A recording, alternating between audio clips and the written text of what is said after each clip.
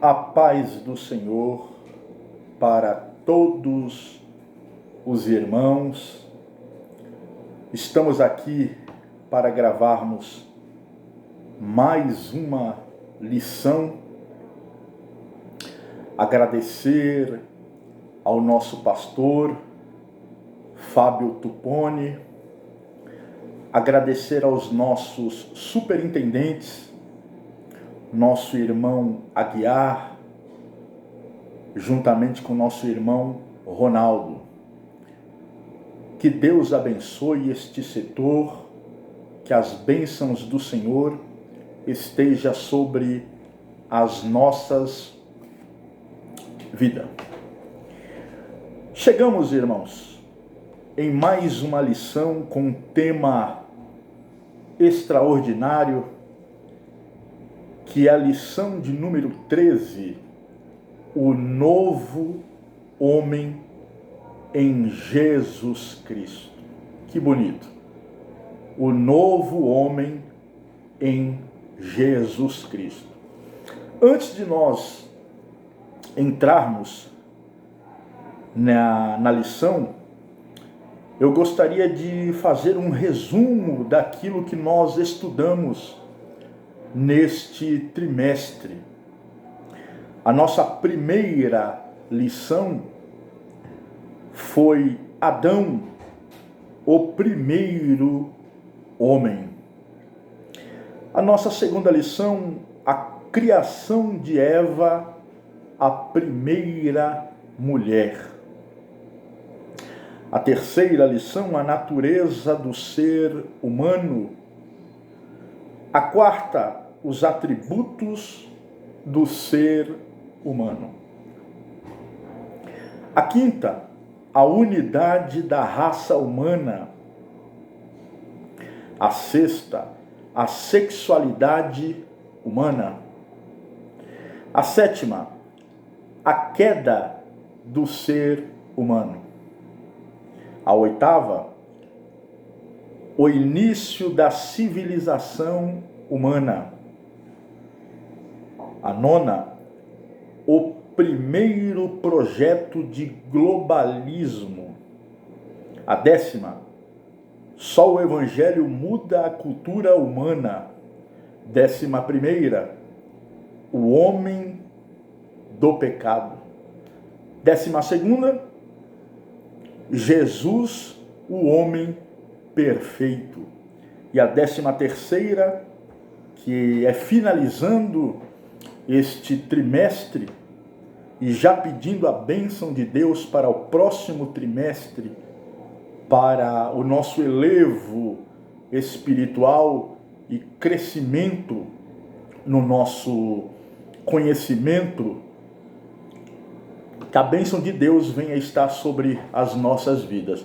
E finalizando a 13ª, que é a lição que nós vamos falar hoje, o novo homem em Jesus Cristo. É possível, irmãos, é possível existir um novo homem, uma nova criatura? É possível isto? Somente o poder do Evangelho de nosso Senhor e Salvador Jesus Cristo é quem muda a natureza do homem, é quem transforma o homem em outra pessoa. Nós temos como texto áureo desta lição: até que todos cheguemos à unidade da fé e ao conhecimento do Filho de Deus, a varão perfeito, à medida da estatura completa de Cristo. Carta de Paulo aos Efésios, capítulo 4 e o versículo 13. A verdade prática, a salvação em Jesus Cristo, leva-nos à perfeição espiritual, moral e ética, porque ele, embora Deus, foi o mais perfeito e completo dos seres humanos. É possível o homem ser perfeito? É uma pergunta que fazemos a cada dia. Existe a possibilidade do homem ser perfeito, ter uma perfeição? No decorrer da nossa lição, nós iremos aprendermos juntos. A leitura bíblica em classe se encontra no Evangelho de João, capítulo 3, do verso 1 ao 16. Se você tiver a revista, nos acompanhe nesta leitura bíblica. E havia entre os fariseus um homem chamado Nicodemos, príncipe dos judeus. Este foi ter de noite com Jesus e disse-lhe: Rabi, bem sabemos que és mestre vindo de Deus, porque ninguém pode fazer estes sinais que tu fazes, se Deus não for com ele. Jesus respondeu e disse-lhe: na verdade te digo, que aquele que não nascer de novo não pode ver o reino de Deus. Disse-lhe Nicodemos: como pode um homem nascer sendo velho? Porventura pode tornar a entrar no ventre de sua mãe e nascer? Jesus respondendo: na verdade te digo, que aquele que não nascer da água e do Espírito não pode entrar no reino de Deus. O que é nascido da carne é carne, e o que é nascido do Espírito é Espírito. Não te maravilhes de ter dito: necessário vos é nascer de novo.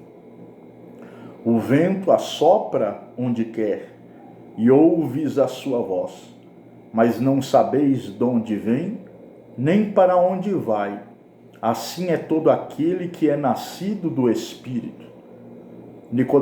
Nicodemos respondeu e disse-lhe: como pode ser isso? Jesus respondeu e disse-lhe: tu és mestre de Israel e não sabes isso?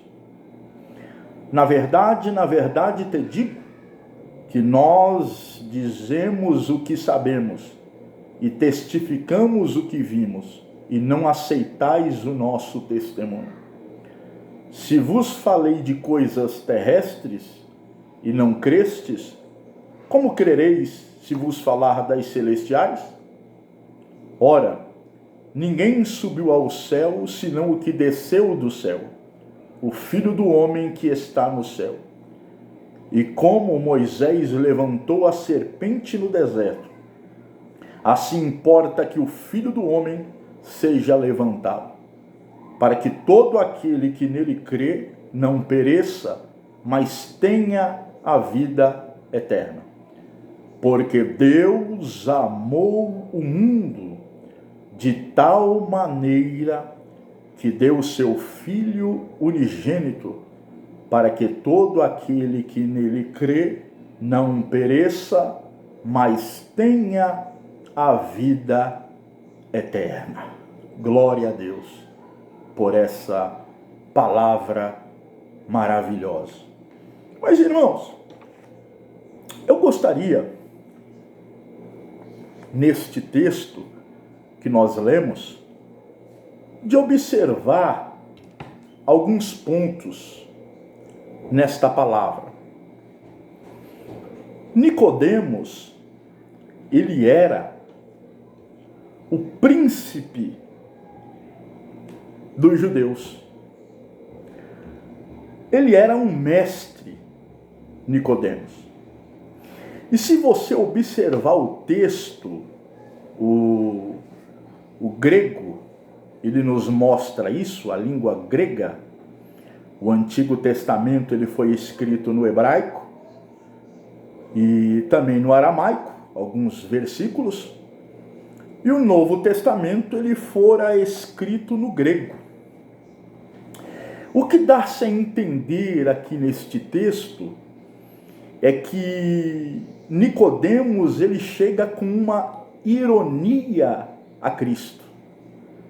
Ele diz, Rabi, ele era mestre, Nicodemos, mas ele chama Jesus de mestre, e de fato, Jesus era mestre por excelência, não é?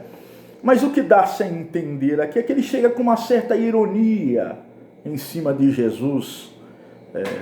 Bem sabemos que tu és mestre em Israel, mas o nosso Senhor Jesus Cristo, que de fato era mestre mesmo, ele não era simplesmente um rabi, ele era um raboni. Rabi quer dizer mestre, raboni ou rabone, mestre dos mestres. Ele era o mestre dos mestres.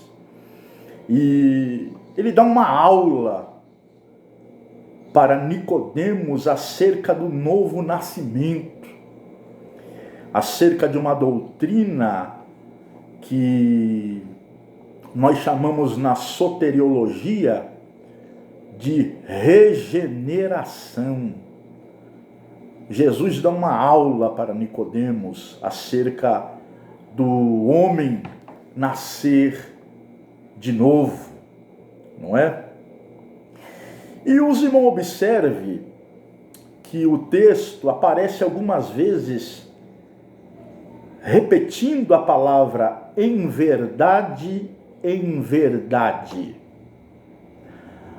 O judeu, quando repetia a palavra, é que ele queria atenção. Então, quando você vê o judeu repetindo a palavra, como Jesus estava repetindo a palavra aqui, dizendo em verdade te digo, ele está pedindo atenção. O bom judeu sabe que quando há repetição de palavra, é que ele quer uma atenção em dobro. Para falarmos, irmãos, acerca do nascimento do homem, nós vamos fazer aqui a divisão da aula, para nós entendermos melhor. Então, a princípio, o primeiro tópico da lição, nós temos o nascimento do novo homem. O nascimento não do sangue nem da carne, nascimento de Deus e nascimento da água e nascimento do Espírito Santo. Para falarmos de regeneração, nós precisamos entender o que quer dizer a palavra regeneração. O nosso dicionário Aurélio pode nos ajudar. A palavra regeneração, ela quer dizer reforma, no sentido de melhora. Também tem o seu significado, renovação moral e espiritual. Então aqui eu já estou entendendo um pouco acerca da doutrina da regeneração. Como que é feito este ato? E qual é o resultado deste ato? É a reforma no nosso espírito. É a melhora na nossa vida. É a renovação moral. e a renovação espiritual em nossa vida. O primeiro ato do Espírito Santo na vida do pecador é no nosso espírito. Deus, ele formou o homem, no caso o primeiro Adão, com alguns princípios. E um dos seus princípios fora a perfeição. Mas por causa do pecado, o homem perde esta perfeição. Então agora ele precisa de uma reforma no seu espírito. Ele precisa de um novo nascimento. Então o primeiro ato do Espírito Santo na vida do homem não é revestir ele de poder. O primeiro ato na vida do ser humano do Espírito Santo chama-se transformação. Eu quero ler com você, na minha Bíblia, na primeira carta de Paulo aos Tessalonicenses, o capítulo 5 e o versículo 23. Vamos ver o que diz? Diz assim: e o mesmo Deus de paz vos santifique em tudo. Observe que não é algumas coisas que são santificadas, mas vos santifique em tudo. E em todo o vosso espírito primeiro.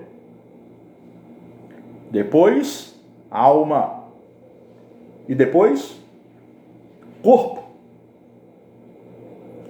Sejam plenamente conservados e irrepreensíveis para a vinda de nosso Senhor Jesus Cristo. O primeiro ato do Espírito Santo na vida do ser humano é transformar o seu espírito, é restaurar o seu espírito. Eu gosto de fazer uma comparação, irmãos. Eu já fiz esta comparação algumas vezes. Você observe uma casa. E esta casa, ela está totalmente danificada. Ela precisa de uma reforma. Então você, quando entra nessa casa, você percebe que a parede precisa de uma pintura, que precisa ser rebocada, algumas coisas, e futuramente você volta nesta casa e esta casa está completamente restaurada. As suas paredes estão pintadas, o que falta fazer está feito, a casa está bonita, não é? Esse é o ato que o Espírito Santo faz na vida do ser humano. Ele pegou o homem totalmente danificado e depois ele transformou a vida do ser humano, restaurando-lhe a vida. Eu gostaria de ler um outro texto para o nosso elevo espiritual, que se encontra na primeira carta de Paulo aos Coríntios, capítulo 12 e o versículo 13. Olha o que diz: pois todos nós fomos batizados em um espírito, formando um corpo, quer judeus, quer gregos, quer servos, quer livres, e todos temos bebido de um espírito. Então, o primeiro ato de Deus na vida do ser humano é transformar o seu espírito. Isso é chamado de regeneração.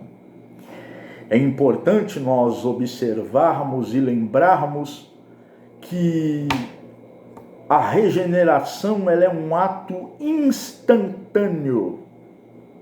Nós não temos tempo aqui para falarmos muito acerca do assunto, mas nós conhecemos pessoas que foram transformadas imediatamente pelo poder do Espírito Santo.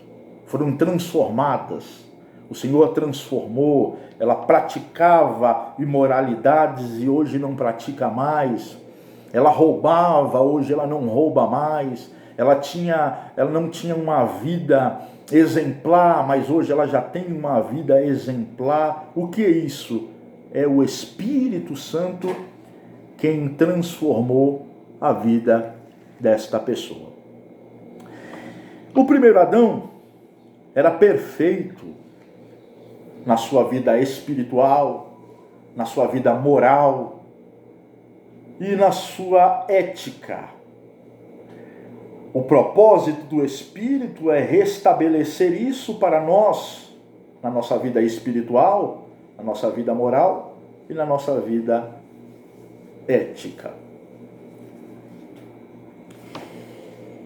Outro detalhe, irmãos, interessante, que nós podemos ver aqui, que a lição nos traz, é a justificação do novo homem. Então o homem ele já foi regenerado pelo Espírito Santo, ele já foi transformado, agora ele vai receber a justificação de Cristo em sua vida. O Espiritismo, ele diz que o homem alcança a salvação através de obras,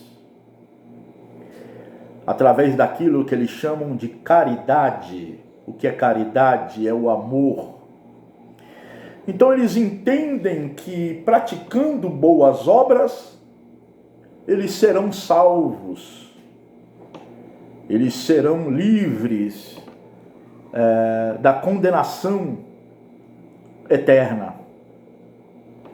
Mas nós sabemos, irmãos, que nenhum cristão ele é salvo por obras, ele é justificado por obras.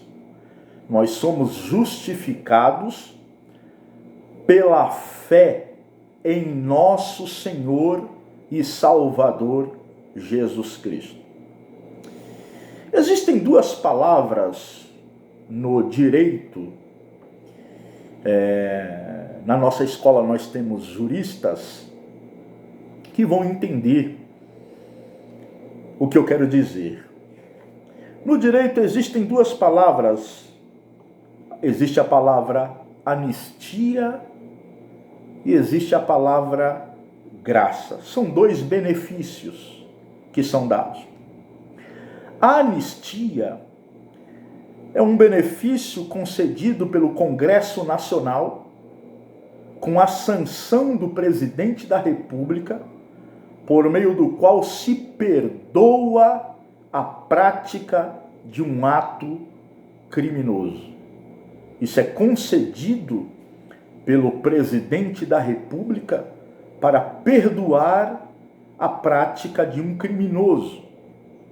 E existe uma palavra também chamada graça no nosso direito. E o que seria essa graça? Para nós sabemos que é o favor imerecido de Deus. Eu não merecia, mas a salvação chegou até mim. O irmão não merecia, mas a salvação chegou até o irmão pela graça. Paulo disse que pela graça somos salvos. Mas o direito diz que a graça é concedida levando-se em consideração a pessoa. Mas o que é mais importante para nós é que a justificação de Jesus Cristo é maior do que a anistia, do que a graça que é concedida pelos homens. Por que é maior? Porque a justificação através de Jesus Cristo, ela torna o homem justo. Completamente justo. Os irmãos podem até olhar e dizer, mas aquela pessoa praticou tantas atrocidades, aquela pessoa, ela não era bem vista na humanidade, mas a graça chegou até ela, a salvação chegou até ela, ela por fé creu e ela foi justificada e ela não deve mais nada. Ela se tornou justa diante de Deus através da morte de nosso Senhor e Salvador Jesus Cristo.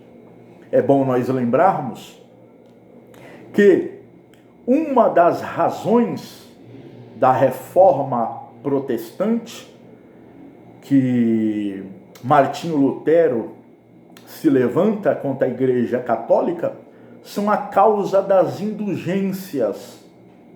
Eles diziam que através da indulgência é que os pecados eram perdoados. Mas Martinho Lutero pega a Bíblia, na Epístola aos Romanos, e ele vê que o justo viveria pela fé. A fé em Jesus Cristo, o nosso Senhor. Irmãos, o nosso escritor desta revista, ele colocou aqui o nascimento da água. Qual seria essa água, irmãos? Já que estamos em uma escola bíblica, o que seria a água? Ora, irmãos, ele coloca aqui que a água seria o batismo. Mas eu vou discordar um pouco, porque quando a pessoa chega a ser batizada, necessariamente ela já precisa ser regenerada pelo Espírito Santo. Ela já precisa ter uma vida transformada para ela poder se batizar. Então, o que seria a água aqui? A água aqui, irmãos, ela não seria outra coisa a não ser a palavra de Deus. Jesus, ele disse aos seus discípulos em João capítulo 15 e o versículo 3, vós estáis limpo pela palavra. Então aqui a água representa a palavra de Deus. A água representa a palavra de Deus para as nossas vidas. Não existe, irmãos, regeneração pelo Espírito Santo se não for pela palavra de Deus. A palavra de Deus prepara o nosso coração, o nosso espírito para ser transformado pelo Espírito de Deus. A palavra é que transforma o ser humano. E entrando aqui acerca da justificação do homem, nós vimos aqui a inutilidade da justiça humana, a maravilhosa doutrina da justificação. O novo homem é justo. Nós se tornamos justos pela obra expiatória de Cristo na cruz do Calvário. Olha como que as coisas se combinam. Primeiro, eu sou regenerado. Segundo, eu sou justificado por Cristo. E terceiro, eu levo uma vida de santificação na presença do Senhor. A santificação como posicionamento. a santificação como processo. A santificação é a vontade de Deus no homem. Observe um fato. A salvação, Cristo vem até mim. Mas a santificação, eu vou até Jesus. Olha a diferença. A salvação, Cristo vem até mim. Mas a santificação, eu vou até o Senhor. O que quer dizer a palavra santo? A palavra santo, ela quer dizer separado. Separado do que, irmãos? Separado do mundo, das imoralidades, do pecado, que tão de perto nos rodeia. A cada dia que se passa, mais nós vamos vendo o crescimento do pecado. E qual é a posição do cristão? A posição do cristão é permanecer fiel ao Senhor, santificando a tua vida. Ao contrário da regeneração, a regeneração ela é um ato imediato na vida do ser humano, mas a santificação não. A santificação ela é um processo gradativo. A cada dia eu vou me santificando na presença de Deus. Quando nós olhamos a Bíblia, nós vamos ver que Deus olha para o cristão e vê ele como santo. A igreja deve olhar uns aos outros, reconhecendo que são santos na presença do Senhor. Irmãos, um fato interessante é que quando nós somos regenerados por Deus, automaticamente nós queremos levar uma vida santificada na presença do Senhor. Existem alguns atributos de Deus que são comunicáveis. E existem alguns atributos de Deus que não são comunicáveis. Por exemplo, a onipotência de Deus, ela não é comunicável ao homem. A onisciência de Deus não é comunicável ao homem. A onisciência de Deus não é comunicável ao homem. Mas existem atributos que são comunicáveis ao homem. O amor é comunicável ao homem. A misericórdia é comunicável ao homem. E a santificação é comunicável ao homem. Ou seja, Deus é santo e quer que nós sejamos santos. Então, um dos atributos de Deus acerca da santificação é que o homem seja santo. Que o homem seja santo. A igreja do Senhor, ela é santa. Ela foi santificada. É bem verdade que nós temos perdido essa condição de sermos santos. A cada dia que vai passando, nós temos observado e temos visto que a igreja tem fugido um pouco desta questão chamada santificação. A Bíblia diz: segui a paz com todos e a santificação, sem a qual ninguém verá o Senhor. Então, irmãos, vamos fechar este trimestre recordando e lembrando que um dos mandamentos de Deus para nós é para que nós viemos nos santificar na presença do Senhor. Eu quero terminar esta lição deste trimestre agradecendo a Deus, agradecendo aos irmãos, o qual tem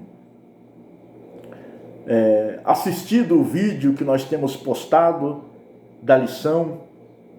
Que Deus abençoe a todos os irmãos, que os irmãos fiquem na paz do Senhor Jesus, e vamos orar para que o próximo trimestre o Senhor venha nos abençoar grandemente através da tua palavra, através do ensino das Sagradas Escrituras. Que Deus abençoe a todos.